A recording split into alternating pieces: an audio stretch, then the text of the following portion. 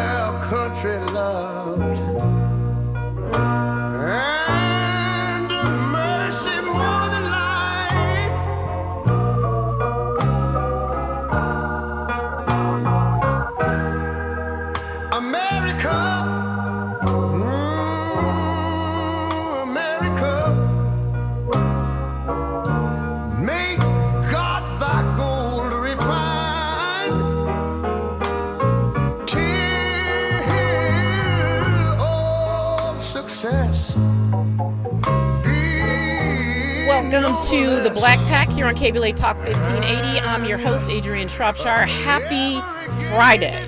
And not just any old Friday, but the Friday of a three-day weekend in celebration of Dr. Martin Luther King. I am excited about the show that we have for you today. The Kingdom Day Parade is on Monday, and as a part of the King Day weekend celebration here in Los Angeles, the Empowerment Congress will be hosting the 34th Annual Empowerment Congress Summit, and I'm shocked to say 34 years, because I remember when the Empowerment Congress started. But tomorrow, Saturday morning, January 17th, there will be a summit, and the summit this year is a governor's forum that will be hosting the candidates that will be vying for your vote in this year's gubernatorial election. So it should be very exciting. I think that most of the candidates will be in attendance. It'll be held at the California Science Center, and the moderator for the forum will be our very own Tavis Smiley.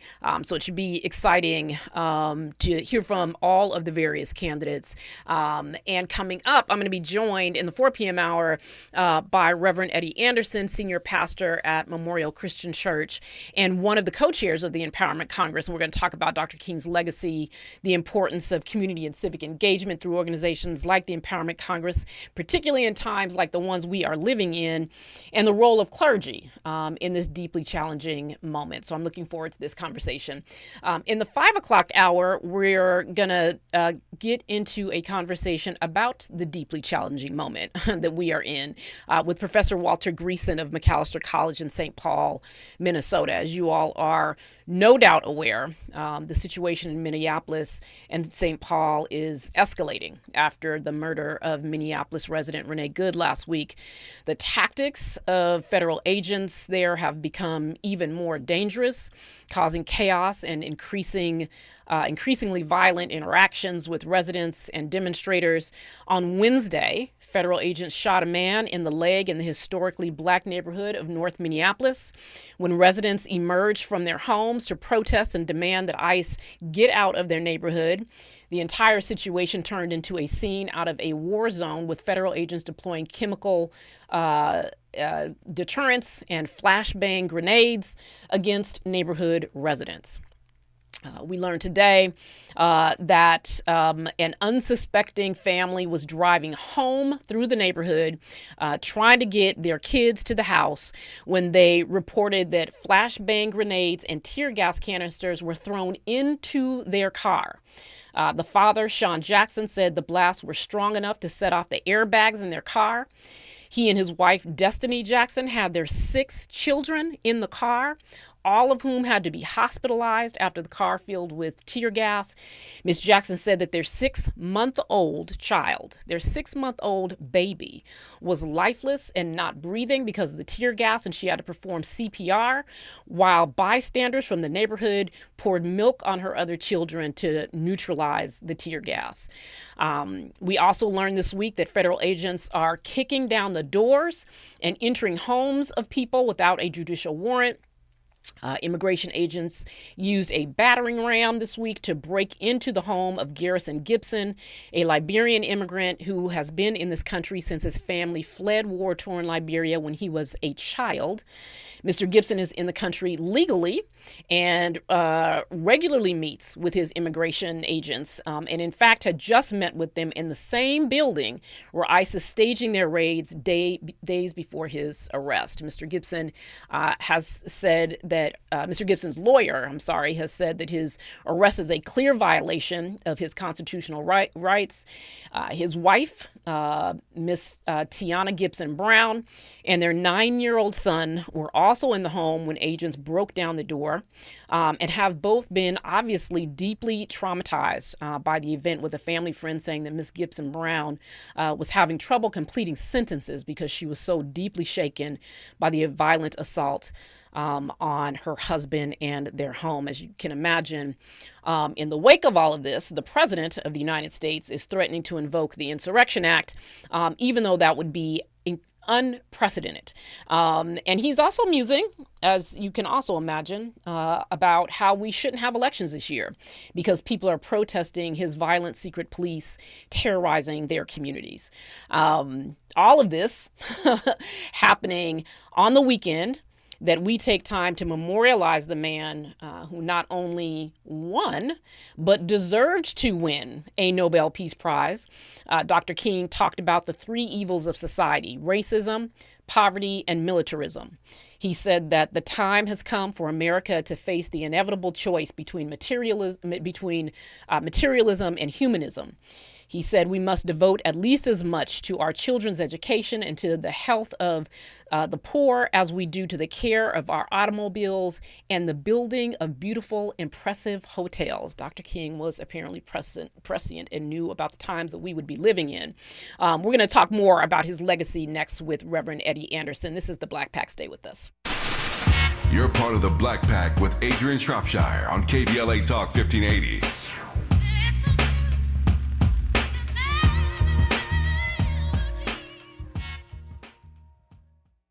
We all hear the radio ads about the IRS. They tell you to be afraid, to be scared, and they try to frighten you into calling. I'm not here to do that. Tax Relief Advocates is different. TRA is here to tell you that if you owe money to the IRS, whether it's $5,000, $50,000, or $500,000, we have a solution. It doesn't matter if you're sitting in your car, at work, or with your kids. No matter where you are, call now. 800-550-9651. Don't lose hope. TRA can eliminate or reduce what you owe to the IRS. Generous programs are now available that can give you a fresh start. Our passion is taxes and helping individuals fix their IRS problems. We have over 1,000 5-star reviews on Google and an A+ with the Better Business Bureau. You don't need to be afraid of the IRS any longer. End your tax nightmare today by visiting us online at TRA.com or call 800-550-9651. That's 800-550-9651.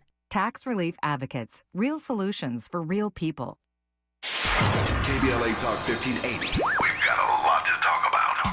KBLA Talk 1580, connecting you with services and solutions. LA LA County's new Justice Care and Opportunities Department, or JCOD, is here to support justice-involved individuals and their families. The JCOD Support Center is now taking calls at 1-833-LACJCOD. That's 1-833-522-5263. Available 7 days a week from 6 a.m. to 11 p.m., the Support Center is your one-stop shop for re-entry issues and court support. They offer court reminders, connections to local services, transportation assistance for housing, court appearances, and childcare. The JCOD hotline provides personalized help to connect you with services that you need. And don't forget to check out justiceconnect.org for more information. Remember, it's free and available every day at 1-833-522-5263. This is a community call to action from KBLA Talk 1580.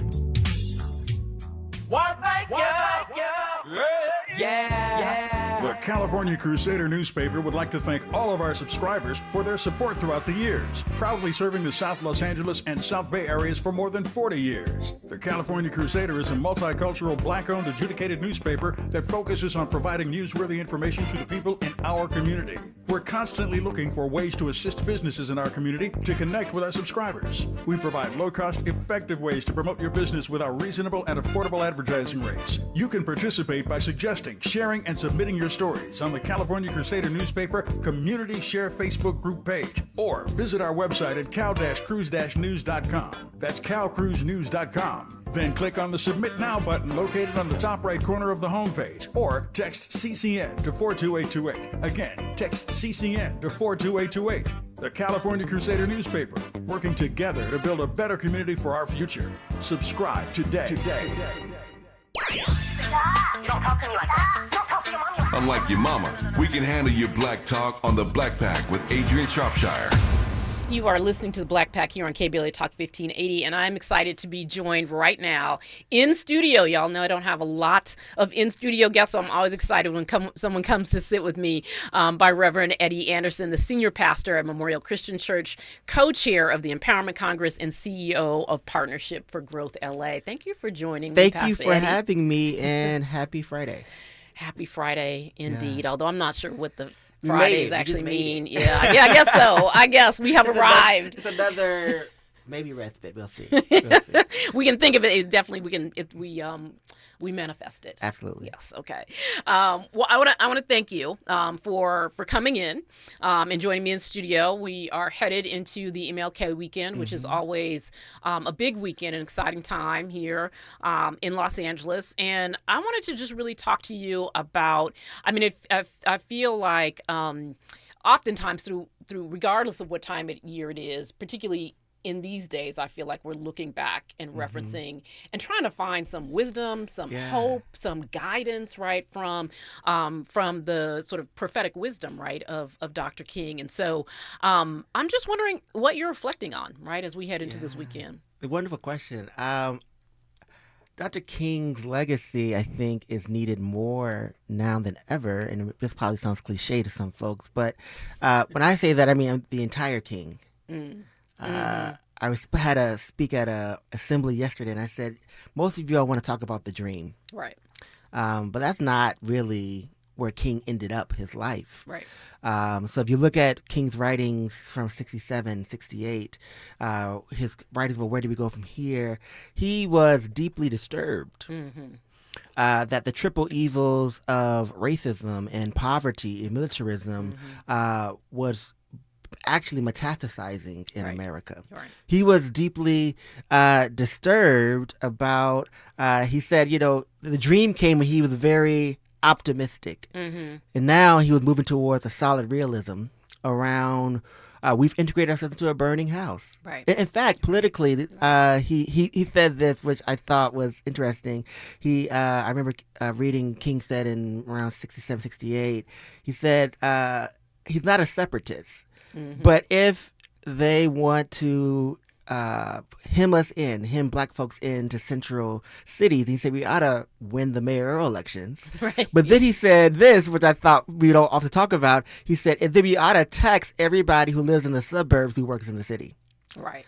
right? Right, And so what I'm right. gaining in this moment from King's complete life is at the end of his life and what he said at the beginning when he just left Morehouse in Boston and Colgate and was 24 or 25 and just ended up in Montgomery. He gave a speech that says, all here and now. 3 words. All here and now. Yeah. We want all of our rights. We want them here and we want them now. Right now. And I think that's where we are in America. When we have a president that is hell-bent on making us live in a time that I believe is maybe worse than the time that Dr. King lived in. He wants to take us back further than that. Way further than that. Then we have to, in this moment, really stand firm in a solid realism and still have hope, but say all here and now for our rights, for our dignity, for economic freedom. So I appreciate what you said earlier about most people just want to focus on the dream. And that's partly because if you grow up and you go to school in America, that's mostly what we talk about, right? That's what we educate kids on. But the part of the challenge with that is that we don't even talk about the whole speech. No. Right? We don't talk about the whole speech. And then we certainly don't talk about everything that came after that. Yeah. And this is a weekend, I always say, for folks to listen to the whole speech, right? I remember when I was a kid, there was no King holiday, and my mother though would just keep us home, right? And so we'd go to school every day. We take, every year before his birthday, we'd take the little note. It said from my mom saying that to the teacher, my kids won't be in school tomorrow because Martin Luther King birthday. And then we'd sit at home and we'd listen to the album, right? Because the speech was on an album, and so we'd listen to the album. And so I was, like in that period, what I didn't have was someone clipping, in a classroom, clipping the speech for me, right? Like we had to listen to the whole thing. But it's also so important that people listen to everything else. And I'm so glad that you raised his speech around the 3 evils of society, because that is such a reflection, right? Such a reflection of, literally what happens every day in this moment. Right, when we think about militarism in particular, both domestic and abroad. Absolutely. Right, when we think about the kind of economic exploitation that we're seeing, even if we just think back to the government shutdown when they were so willing to say, cut the food off. Yeah, it was the mobocracy. Right. It was the mobocracy, like the way I people kept on. I started referring to the president. I said he's an organized crime boss. Yeah.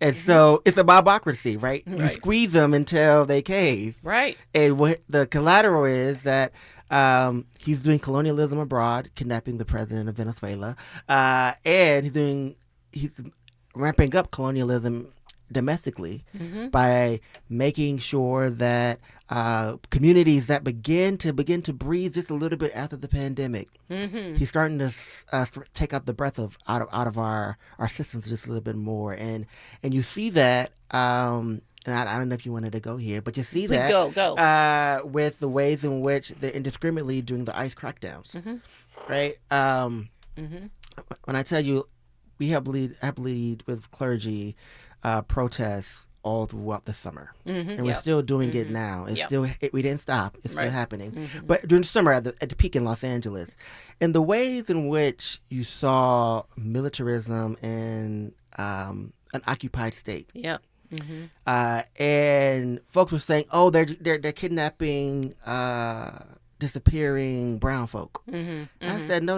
Right. They're kidnapping and disappearing black folk as well. Because if you live in Los Angeles, the statistic is, I think 1 in 5 black Angelenos are either Caribbean or from the islands or from somewhere that they need a TPS. Right? They need that status still. And you see what he is doing." And so we need to stand up now. All of Dr. King needs to show up. Right. And not just to sanitize, oh, he had a dream. But as you mentioned, the first part of the was economic platform. Right. That's right. I think that's right. Like there's a way, and we haven't, I haven't seen them yet. And mostly because I'm tempering my social media engagement.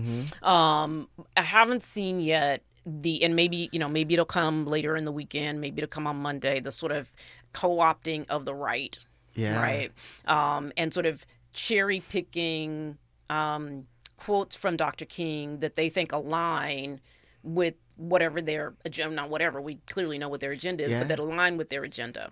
And I haven't begun to see that yet, but I suspect that we will. And I suspect that they'll even go any further. Like I'm real concerned, particularly when we listen to the president this week, last week, I cannot remember, talk about the Civil Rights Act and how civil rights went too far, right? And civil rights, ushered in an age of discrimination against white folks, which it clearly did not.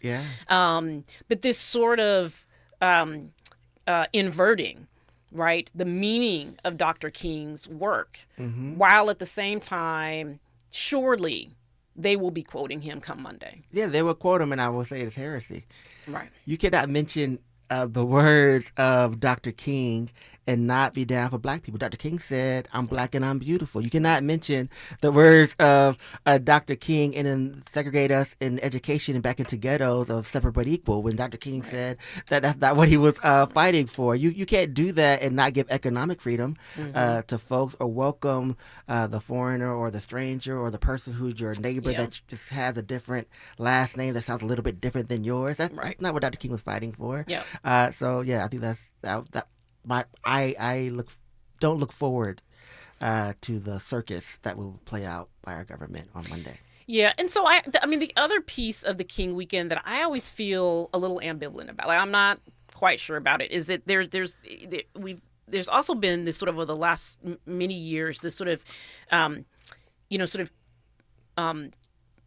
changing is too strong of a word, but sort of drifting from what this weekend should mean, sort of defining it as this is a day to think about service, right? Service to community, and of course, right? Of course, we should be doing service for community, but Dr. King's legacy is about activism, right, and advocacy, right, and protest when necessary, right, and that is in fact a service to community. But it seems to have moved more into charity, right? Like on King Weekend, we should be focused on doing charitable acts, which we should, and people should be doing that all the time. But what do you make of this shift from activism, protest, an urgency around justice to charitable acts on this weekend? Yeah, I mean, they make almost Dr. King the Giving Tuesday for, if you don't write a check, at least you go out there and plant a garden. Right. By all means, plant your garden. Right. I love it. I mean, I run gardens. Great. Use it. But that's not what Dr. King aim was. Right. When the Watts insurrection or riots, however you want to refer to them, happened, and he came out here, Dr. King had a conversation with Bayard Rustin, and he said to Bayard Rustin, Bayard Rustin, a queer black man who was powerful and intelligent, let's just put that out there. He said to him, he had been working this whole time to get folks the legal right to have a hamburger. But he needs now to work to make sure they can afford it. Right. Yeah. He's talking about economic freedom, and so that's why he went to Chicago. Right after that. And so, if you want to honor Dr. King's legacy, by all means, yes, get out in the streets and symbolic and movement and march. But remember that lip service without foot service just creates more of a nightmare. It lulls you to sleep. And so, Dr. King was not trying to have you a dream that is sleeping. He wanted a waking dream. Right. That became a reality for all of us. Right, with people in motion. Civic engagement. That's right, civic engagement. And I think that is, with or without, someone giving the order to start to get engaged, right, in civic engagement, the work of civic engagement. In the crisis that we're in right now, we see people responding in the ways that I think Dr. King would both recognize and be proud of. You were talking about clergy organizing, and I want to talk a little bit later about what's happening in Minnesota, but we saw clergy, the clergy come out in the last week, right, to focus on the impact of corporations like a Target, right, where ICE was running into Target stores and arresting the workers. Yeah. And the clergy came together to say, you have to not allow this. Yeah. But the people are, without, someone given the word, right, have decided that it is that version of Dr. King that's necessary in this moment. Absolutely. I mean, I think what we are all realizing, and for some of us, we've already been woke, and some of us are staying woke. Some of us are welcome to the revolution if you just got here. But we realize that we don't need an anemic peace. And for so long, we've been using capitalism and anemic peace, which has said basically we can have peace as long as you're silent. Right. You can have peace as long as you understand you're a second-class citizen in this society. We don't have to put it on paper, because that's illegal now to put it on paper. Well, it used to be illegal to put that on paper. But we could just act like it. You just know your roles here. And that's not what we are seeing. I think people are waking up and saying, oh, no, we need a positive peace. We need a peace that brings justice and equity and economic freedom, a peace that says that not only do I have dignity, but I'm demanding my rights all here now. Yeah.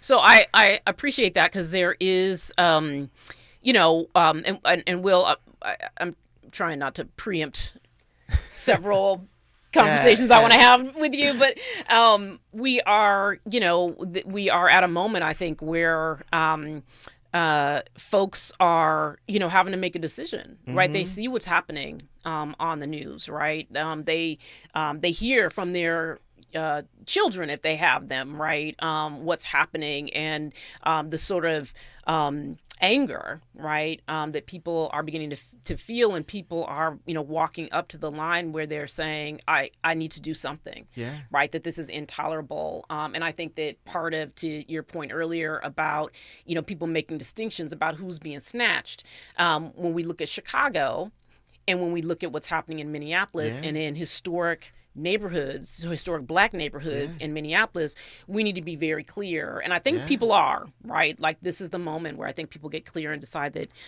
that they're going to take action. But more on the other side with Reverend Eddie Anderson, Senior Pastor at Memorial Christian Church, when we come forward. Stay with us. More of the Black Pack with Adrianne Shropshire on KBLA Talk 1580 when we come forward.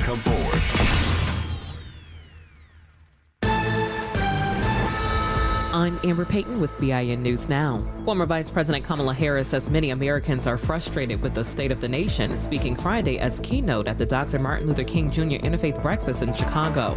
He would see that people today are sick and tired of being sick and tired. She told the audience it's time to bear down and keep pushing for progress. New details show Renee Good suffered multiple gunshot wounds when she was fatally shot by ICE agent Jonathan Ross in Minneapolis last week. Fire officials say she was found unresponsive in her vehicle with wounds to her chest and arm and possibly her head.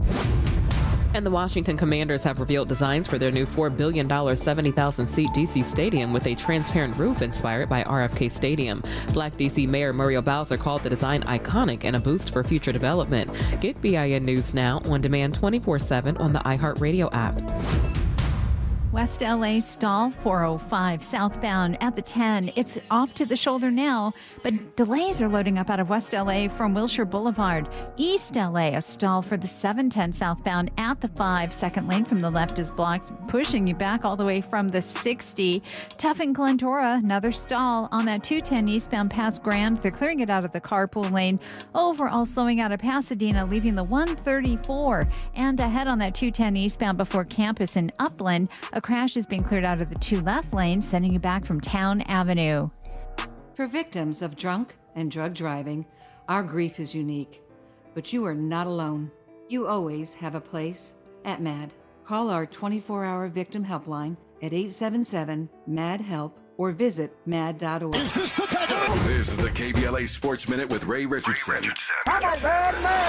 When the Rams head to Chicago for their playoff game Sunday against the Bears, they're going to need some extra long johns and whatever else it takes to keep warm. The Rams might have to start a small bonfire on the sidelines. By the time the game kicks off at 5:30 Chicago time, it'll be 19 degrees with a wind chill factor of 5 above. Both of those numbers are expected to drop throughout the game. The Rams are a 4.5-point favorite, but the weather could change those odds. If the Rams beat the Bears and the 49ers beat Seattle tomorrow, the Rams would be home next Sunday for the NFC Championship. Tonight at 6, it's your Friday night sports fix, out of bounds and prime time. Join me and my co-host Neil Scarborough for 60 minutes of sports chatter with some black folks flavor.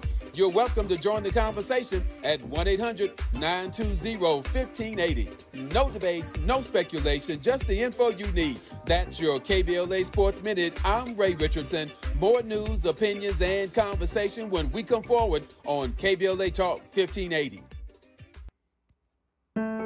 KBLA Talk 1580 is pleased to partner with the Empowerment Congress once again for their 34th annual summit. The summit's theme is From Vision to Action, a forum to unlock participatory democracy, and will feature a nonpartisan gubernatorial candidate forum focused on issues of importance to the African American community. The summit is the signature public policy-oriented observance of Dr. Martin Luther King Jr.'s legacy during the national 3-day holiday weekend that celebrates his life. This year's summit will be held on Saturday, January 17th, 2026 at the California Science Center in Exposition Park from 9 to 11 a.m. Admission is free, but registration is required at KBLA1580.com. All major announced candidates for California governor for the Democratic and Republican Party nominations have been invited to participate in the candidate forum, which will be moderated by Tavis Smiley. An all-star panel of journalists will pose questions to the candidates, and the forum will be broadcast live on KBLA Talk 1580. This is going to be a big year for local, state, and national politics. The political pulse of 2026 beats on KBLA Talk 1580.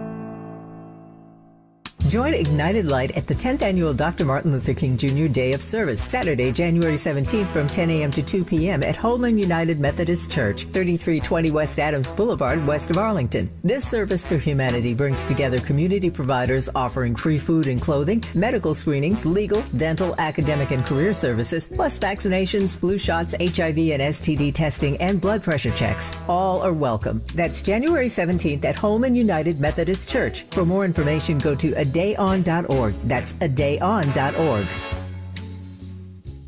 Did you know that streaming music, ebooks, audiobooks, movies, and more is available for free from the Los Angeles Public Library? With your library card, you can access the latest music and movies, audiobooks and ebooks, graphic novels, comic books, magazines, and more. If you don't have a library card and live in the city of Los Angeles, you can get a digital card online for free. Check it out at lapl.org/emedia. That's lapl.org/emedia. KBLA Talk 1580. We've got a lot to talk about.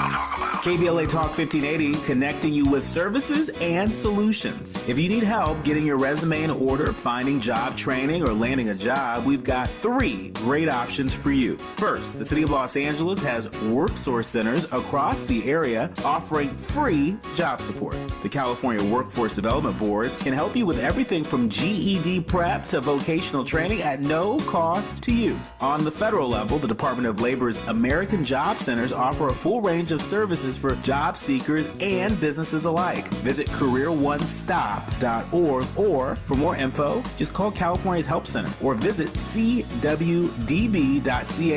or call 916-657-1440. For the City of Los Angeles programs, go to ewdd.lacity.gov or call 213-744-7300. All these services are free to help you get your next job.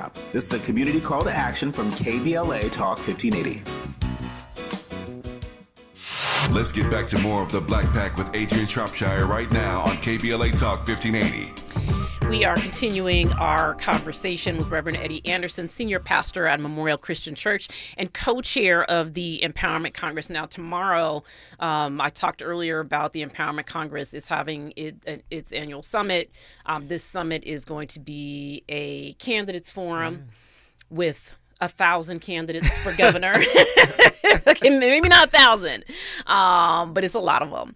And we were talking before the break just about the moment that we're in. And I, when the Empowerment Congress, this is the 34th summit. Yep. I can remember when the Empowerment Congress was formed, and the opportunity, right, that it provided folks to have a neighborhood vehicle, right, for people to be able to participate in. It was founded by then City Councilman Mark Ridley Thomas, and it was really created as a way for him and his staff to be able to engage residents in a way that invited people in to talk about how to govern, right? That invited people in to talk about what was necessary to improve the community, to improve neighborhoods, to improve the quality of life in South LA and at the time in the 8th District. But it was a, really kind of cutting edge, seeing his staff and his district office, not as folks that were just intaking complaints, right? But as community organizers, right? Who were bringing people into a conversation about co-governance. And that feels also really important in this moment when we know that people need to come together to solve both the sort of existential crises that we face, but people are still dealing with everyday challenges in their communities and neighborhoods. And so talk a little bit about the importance of an organization like the Empowerment Congress. Yeah, so the Empowerment Congress started the conversation 34 years ago, and it continues tomorrow. The tagline that we all believe in the Empowerment Congress: educate, engage, and empower. And I think we start there because it starts with education of the populace around issues. What matters to you? Right. Another way to think about educate is when you listen deeply, what solutions are already there? Right? That all of us have the capacity to engage in meaningful ways. No, you may not be the biggest donor. Right. Or you may not have 50 hours to go and walk precincts with your elected official, but you know your neighbor. Yeah. And if you don't know your neighbor, then this is an invitation for you to get to know your neighbor and hear the issues that are really getting to you. The issues around okay, what's going on with healthcare in California? What's going on? Okay, we're going to close the oil wells in South Los Angeles, but who's going to clean the water? Right. To make sure that our young people aren't getting sick, or that our seniors and our elders aren't getting sick. Who's going to make sure that the senior centers across California stay open, especially when we have an aging population? Where is that going to go? How are we going to talk about healthcare moving forward? And then what about housing? Right. The federal government has the power they don't have the power to actually determine if your housing or your rent goes up as much. That's your governor, that's your state legislator. And so we're educating our neighbors so that we can engage in the system knowing what we know. And that leads into a greater empowerment. So tomorrow, we continue that education, we continue that engagement, continue that empowerment through listening and engaging with 9 candidates who are running for governor of California. Now, why is that important? All the issues I just mentioned, but also let's just talk about the money. We talked about Dr. King, right? California was the 5th largest economy in the world. I believe we've now moved up to the 4th largest economy in the world. And so in this system where America is going, a little backwards, well, they continue the same path we've all been doing, but it just got a little worse for all of us. We're feeling a little bit more in our pockets. How is the next governor going to work with the legislators? How are they going to work with your city council person? How are they going to work to make sure that your taxes stay in a place that are somewhat manageable, and that you don't get priced out, and gentrification is happening at a faster tick in your community? That's the conversation that we're having tomorrow. We want you to be a part of it, because at the end of the day, it's about you. You're hiring a new person to run your state. Right. So, I've never been to an interview and not actually done research on the person I want to hire. Right. So why don't you come on over tomorrow and do some of that research with us? Yeah, so I think that's it. And again, the importance of the Empowerment Congress is creating these kinds of spaces, right, for people to be able to come and engage, have a conversation about, what what they want to see, right? There's a lot of, I think sort of values that people want to see. If, the folks who are seeking their vote, are they aligned with those values? And I think particularly in a moment like we're facing in the country, where values always matter, they perhaps matter even more so now. And for many of the reasons that you said, and that you said earlier even, right? Are we welcoming the neighbor, right? Are we caring for the sick, right? Are we making sure that people have housing? All those sorts of things that, I think people want to know where folks stand on that. And they don't want to just hear the same thing. Yeah.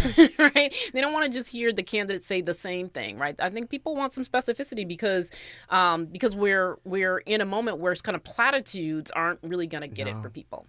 We need people who are about action. And so I would say the Empowerment Congress, the genius is not only do we educate and do we engage in these large forums, but the empowerment comes not just in asking the question, but joining the working group. Yeah.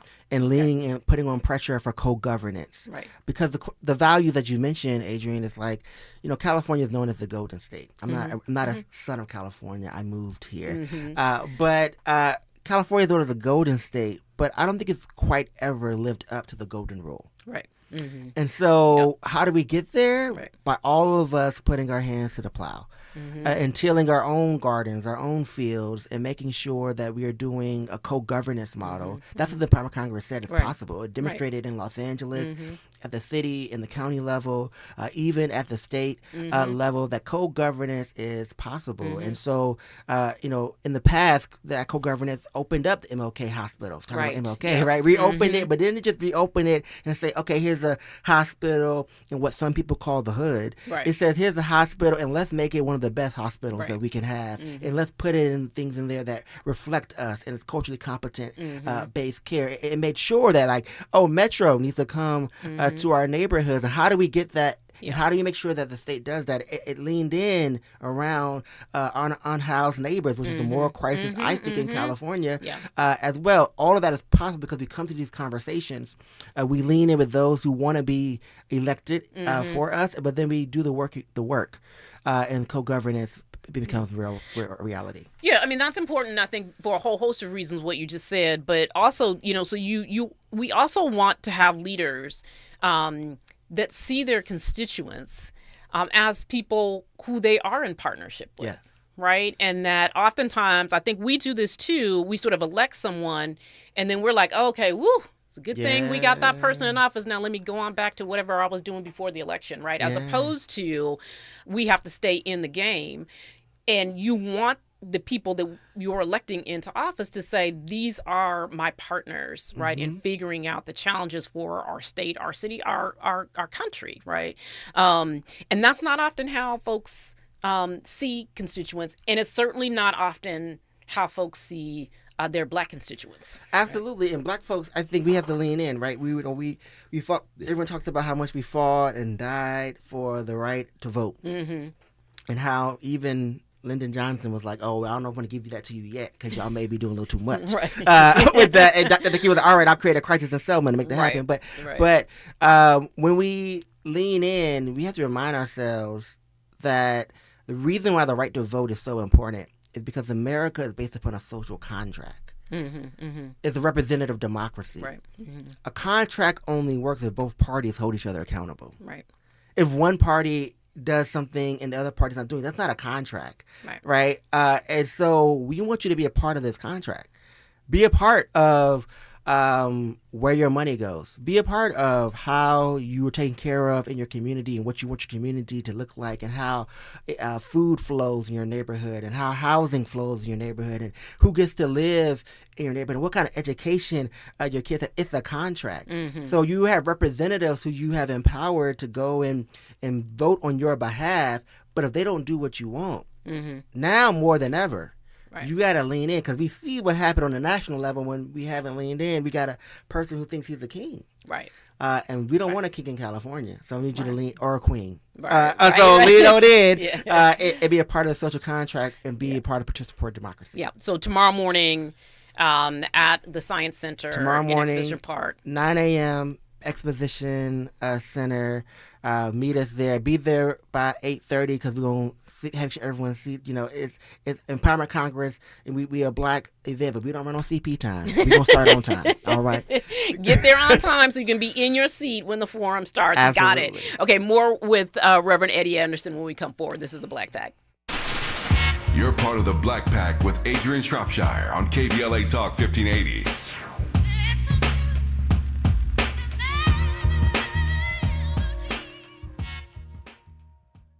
This is a special alert to all Americans who own a vehicle with less than 200,000 miles with an auto warranty about to expire or with no warranty coverage at all. Due to a decline in the economy, CarShield is announcing a low-cost month-to-month vehicle protection plan that is now available to the public to save any driver out-of-pocket expenses on future auto repairs. Call now to find out how you can pay almost nothing for covered auto repairs. Yes, you heard that correctly. Pay almost nothing for covered auto repairs. An open phone line has been established for all drivers to call for a free quick quote. Call 800-478-6430 now. Drivers who are covered will not have to pay for covered repairs again. This protection plan is at an all-time low. Additionally, drivers who activate this vehicle protection today will also receive free roadside assistance, free towing, and car rental options at no additional cost. Call us for your free quick quote today. 800-478-6430. That's 800-478-6430. What do you have to lose? Call 800-478-6430. Again, 800-478-6430.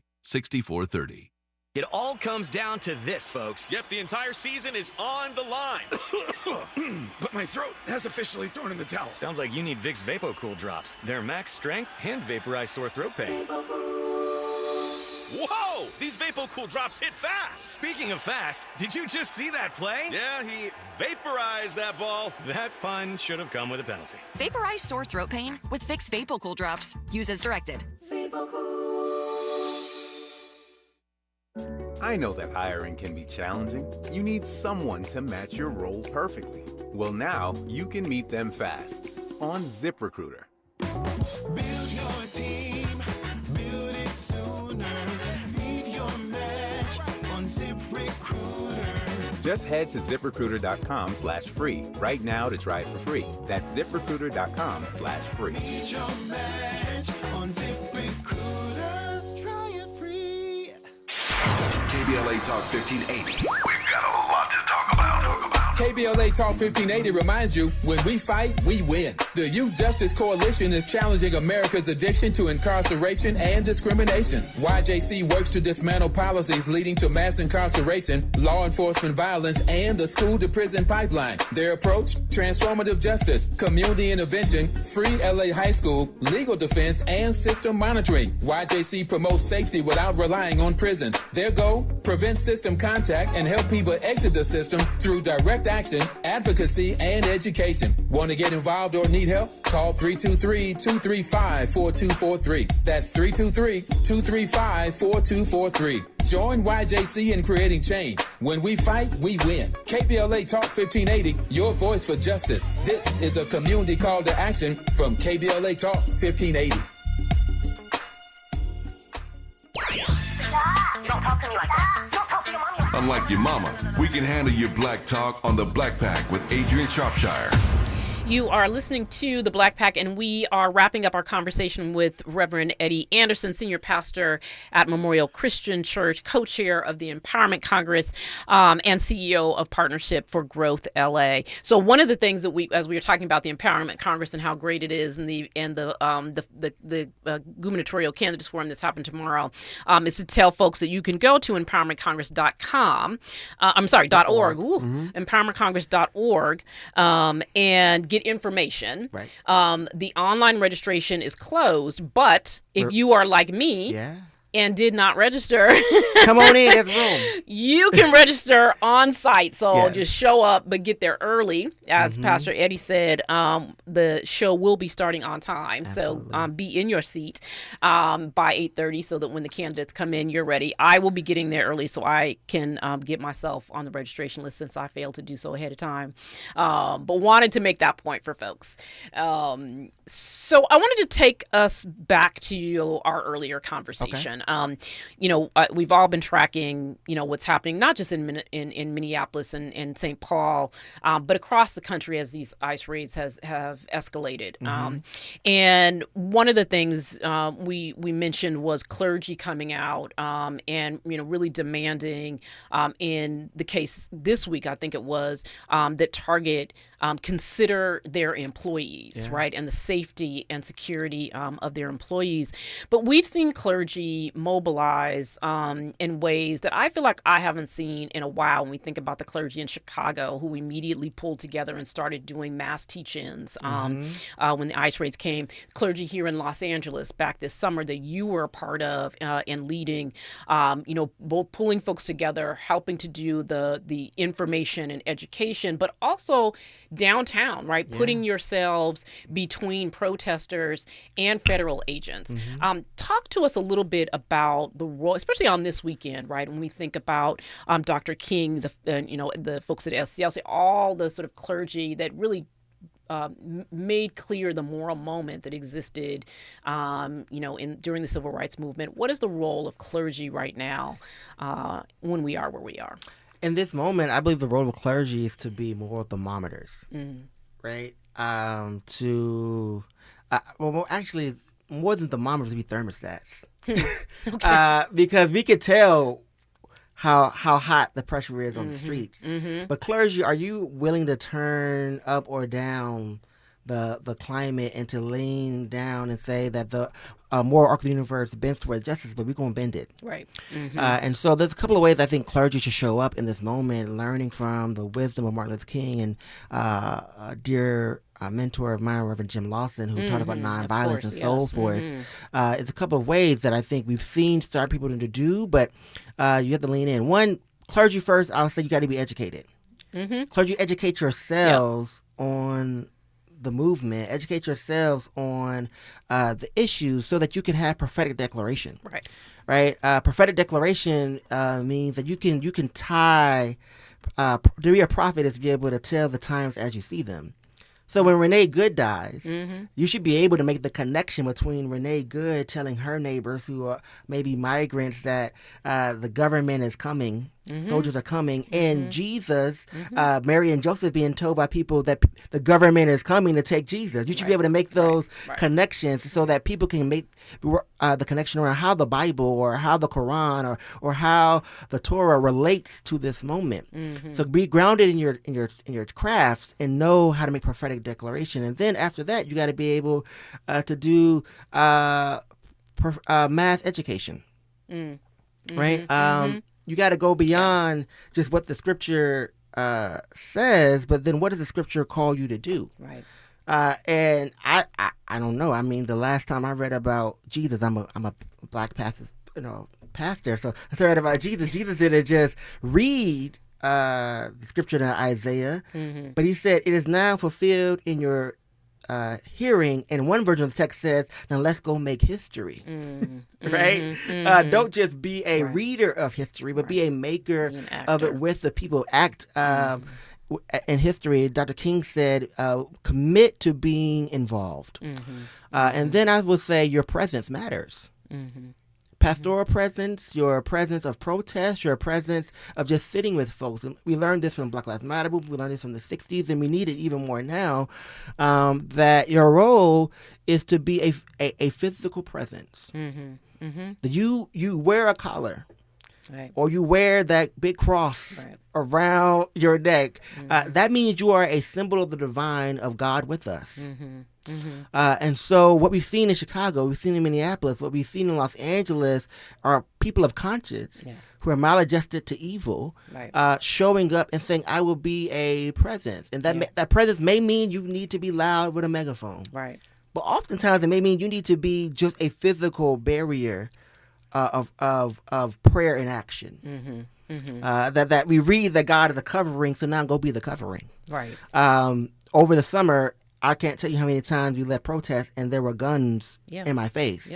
Or batons ready to go, or bombs getting ready to thrown. But the presence mattered, right? Because the people perish if there's not a prophetic presence. And so lean in this moment, because it takes all of us. Yep. And then I'll always say, be a moral objector. That's your role. Yeah. To be a moral objector in this moment, not just because you want to be loud, right, but stand on the side of right. You know, what does Dr. King said? The time is always ripe to do right. Right. So Yep. let's lead in Yeah. and use that soul force in this moment, and we need you to show up. Yeah. Otherwise, our nation's already been sick. And it has not shown the fruit of repentance. Right. But somewhere I read that if you show the fruit of repentance, then the Holy Spirit can come. Then we can actually have everyone's needs be met where they stand, and whatever their gifts are can begin to flourish in their own communities, in their own classrooms, in their own businesses. And you won't be afraid to say, I'm Black and I'm proud, or I'm Latino and I'm glad to where I've come from, or I've been here all along, or I may be from Somalia, but this is my home as well. Right? Then Americans start living up to this creed that we say that we are supposed to be doing. Right. I think that all of that is so important because we see clergy right now taking all of that to heart. And clergy really are on the front line, right? Taking, rubber bullets and, pepper spray. Yeah. I heard a minister in Minnesota say a week or so ago that he had told all of his ministers that they needed to get their affairs in order. Absolutely. Because it was time to make a decision, right, about stand. And that really was, if, you said off air, like if people aren't clear, if they're not clear in this moment, right? And for me, that said, these folks are very clear about what is being asked of them in this moment. And I think that's that sort of model, right, is really important for people who are looking for leadership, but not just any old kind of leadership, or looking for, moral clarity, because they know that the Christianity that is being pushed by the right is not the Christianity of Jesus, right? And that feels important for people to be standing up and saying that in this moment. Yeah, we have to reclaim our text. We have to reclaim our authority, and most of all, we need to proclaim what we've known has always been true, that God is the God of the oppressed. Yeah. He stands, God, she stands, the Holy One moves in history. Yeah. What hands does God have if not ours? Right. So let's use our hands to push society forward, and also link hands so that there can be togetherness, a unity, a moral resistance. Well, there's the call to action right there. Thank you for joining me, Pastor Eddie. I really do. I'm glad you came in. I'm glad we didn't just have to do this over the air. We will see you tomorrow. I will be showing up and registering on site. But I appreciate you coming down and having this conversation. When we come forward, we're going to be joined by McAllister College Professor Walter Greason to check in on what is happening in the Twin Cities. This is the Black Pack on KBLA. Stay with us. KBLA 1580 Santa Monica. I'm Amber Payton with BIN News Now. President Trump says there's no need right now to invoke the Insurrection Act in Minnesota as protests continue in Minneapolis over the ICE shooting of Renee Good. If I needed it, I'd use it. I don't think there's any reason right now to use it. Trump adds the authority to deploy the military is available if needed, but not at this time. Chicago's Black Mayor Brandon Johnson says residents took nearly 13 million trips on shared bikes and scooters in 2025, the highest total on record. That's nearly 2 million more trips than the year before, reflecting growing demand for affordable